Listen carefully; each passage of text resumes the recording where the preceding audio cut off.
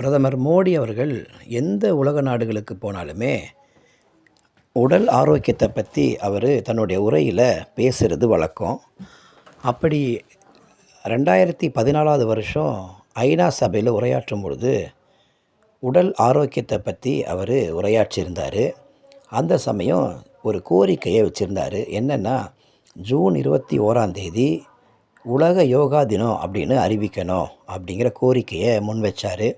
இதுக்கு 177 உறுப்பு நாடுகள் இதை வரவேற்பு தெரிவிச்சிருந்தாங்க.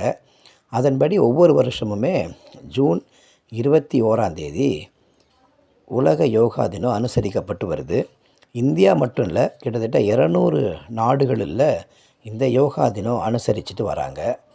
அதன்படி இன்றைக்கி உலக யோகா தினமாக இருக்கிறதுனால சுதர்சன் பட்நாயக்னு சொல்லக்கூடிய ஒரிசாவை சேர்ந்த மணல் சிற்பக் கலைஞர், பத்ம விருதுகளை வாங்கினவர்.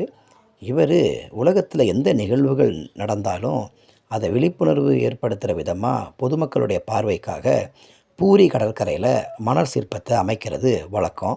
அதன்படி இன்றைக்கி உலக யோகா தினமாக இருக்கிறதுனால பிரதமர் மோடி அவர்கள் யோகா செய்கிறது போல் ஒரு மணல் சிற்பத்தை வரைஞ்சி வச்சுருக்காரு. அதில் ஒரே நாடு ஒரே ஆரோக்கியம் அப்படிங்கிற தலைப்பில் அவர் அந்த வாக்கியத்தையும் அதில் எழுதியிருக்காரு. இது அந்த பூரி கடற்கரைக்கு வந்து பார்வையிடுகிற எல்லா பொதுமக்களுக்கும் யோகா தினத்தை விழிப்புணர்வு செஞ்சு எல்லாருக்கும் கடைபிடிக்கிற வண்ணமாக அவர் அந்த மணல் சிற்பத்தை வலியுறுத்துகிற விதமாக அதை செய்திருக்கிறாரு. அது பார்க்கவே ரொம்ப அழகாக இருக்குது அப்படிங்கிறதையும் பொதுமக்கள் கருத்துக்களை பதிவிடுறாங்க.